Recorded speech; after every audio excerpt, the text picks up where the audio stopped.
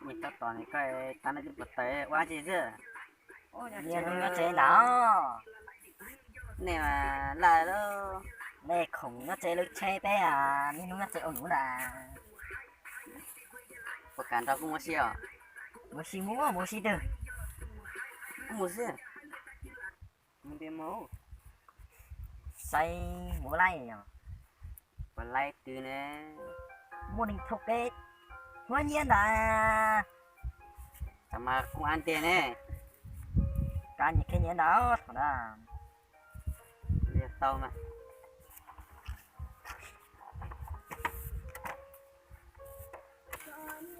chị sẽ sợ chiêu.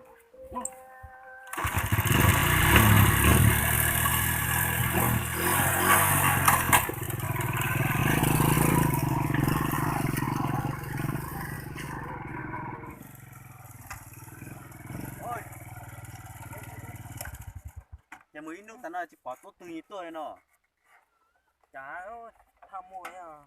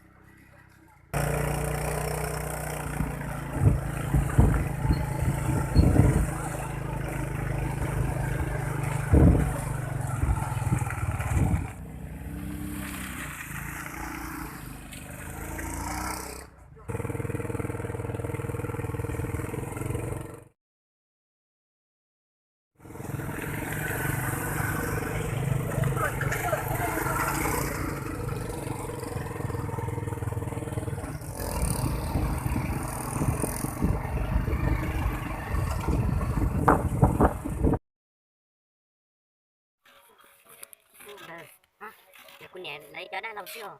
Con đi á. yo có sợ tu yo mà chả mấy ăn nói cũng ngon. cái sân chơi linh từ là hà Ô, chịu cú nè. Nó sẽ con đi tứ rồi. nó tỷ đó đã rồi tỷ đó Chưa cha.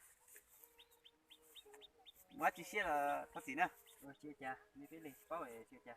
Giờ đi chả mấy thế sẵn lỡ cú ấy. tường bờ nó lên nhiệt địa cho biết một con nhẹ nữa mà Ô, giờ chịu cú ấy mẹ chỉ muốn tàu sát hầu nè.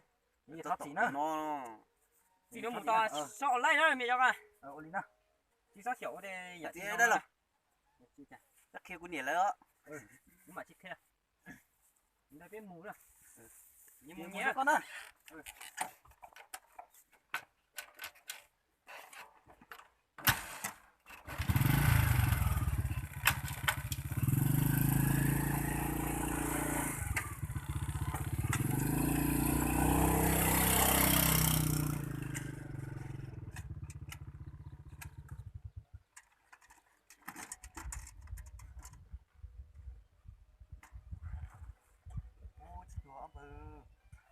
ông bờ chết bỏ xuống cho bộ cái thời ô mình lìa thêm bảo Cái sao?